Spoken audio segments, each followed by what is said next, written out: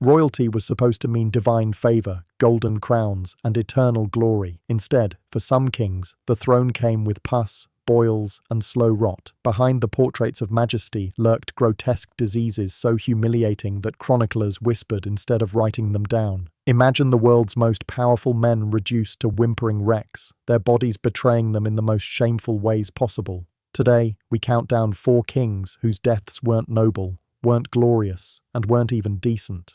They were horrifying medical tragedies no one at court dared to mention aloud. King Henry VIII, the festering tyrant. Picture the great Henry VIII, the mighty king who split from Rome, executed wives, and strutted like a god on earth. Now imagine him later in life, not as a fearsome monarch, but as a shambling sack of infected meat. His waistline ballooned to over 300 pounds, his once proud legs riddled with ulcers that oozed pus and reeked so foul that courtiers held scented handkerchiefs just to stand near him. His chambers stank like a slaughterhouse, his royal bedsheets constantly stained with the seepage of unhealed wounds. Doctors tried every grotesque remedy in their arsenal, lancing his sores with knives, stuffing them with poultices, even bathing the wounds in wine like some sick medieval marinade. But the king's body was a fortress collapsing from within. Each step was agony. Each day, his temper grew worse, erupting into paranoid rages that left servants trembling. The man who once symbolized virility and power now resembled a bloated cadaver in motion. And the cruelest twist, many suspected syphilis, the lustful disease Henry himself might have spread, was the true author of his decay. A tyrant undone not by rebellion or battle, but by pus, rot, and shame. And Henry was only the beginning. Charles II of Spain, the bewitched corpse. If Henry was a bloated cadaver in motion, Charles II of Spain was a corpse that never quite got the hint. They called him El Hechizado, the bewitched, because no one believed natural biology could create such a royal catastrophe. His chin jutted grotesquely, his tongue was too big for his mouth, and every attempt to chew or speak looked like a cruel parody of humanity.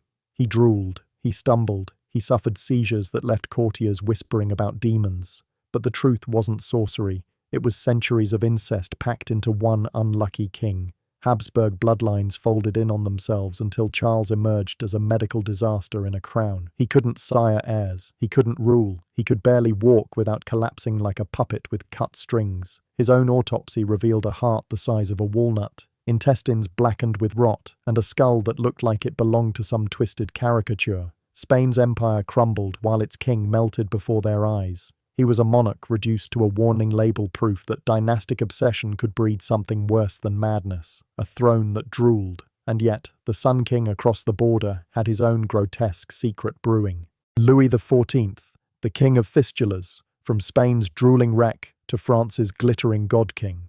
Louis XIV, the Sun King himself, master of Versailles, embodiment of power, fashion, and divine right.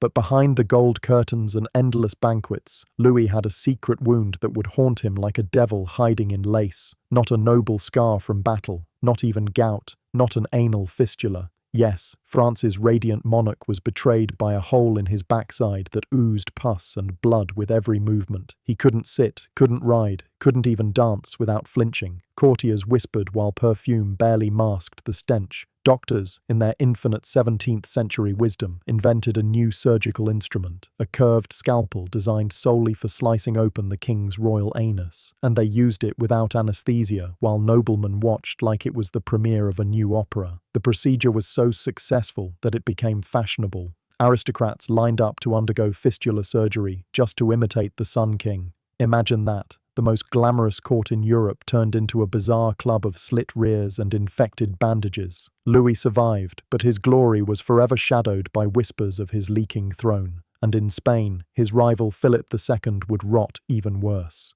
King Philip II of Spain, rotting alive. If Louis XIV ruled from a leaking backside, Philip II of Spain ruled from a bed of rot. By the end of his reign, he wasn't so much a king as a festering cadaver still able to mumble prayers. His legs ballooned with gout until they resembled blackened logs.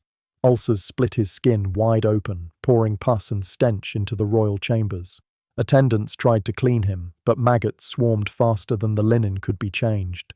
Philip spent his final years essentially imprisoned in his chamber, the smell so horrific that courtiers compared it to a battlefield hospital. He screamed during Mass as infection gnawed at his bones. Lice crawled over him, feasting freely while the most Catholic king begged God for mercy. Imagine an empire stretching across the globe, yet its supreme ruler couldn't conquer the worms in his own flesh. By the time he died in 1598, Philip had already begun decomposing while still alive. His throne wasn't draped in velvet, but in decay. His legacy wasn't just an empire, it was the unforgettable stench of a monarch rotting in real time. But here's the punchline. Divine right never protected kings from disease, only made their suffering more public. So much for the divine right of kings. Thrones couldn't shield them from pus, sores, or the slow humiliation of diseased flesh. In the end, they didn't die as majestic rulers, but as grotesque cautionary tales proved that royal blood isn't immune to rot. Maybe that's the real irony. They built empires, waged wars, and bent nations to their will, but they couldn't conquer their own bodies. Next time you see a gilded portrait of a king, remember behind the oil paint, something very foul was leaking.